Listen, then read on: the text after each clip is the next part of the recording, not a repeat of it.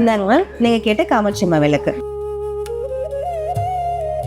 இது பார்க்க ordinary design போல இருக்கு. எனக்கு வேற ஏதாச்சும் காட்டுறீங்களா? ஓகே, கண்டிப்பா கொண்டு.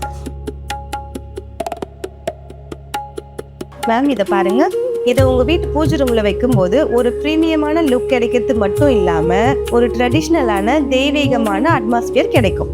இந்த காமாட்சி அம்மா விளக்குல சிற்ப வேலைப்பாடு ரொம்ப அழகா செஞ்சிருக்காங்க.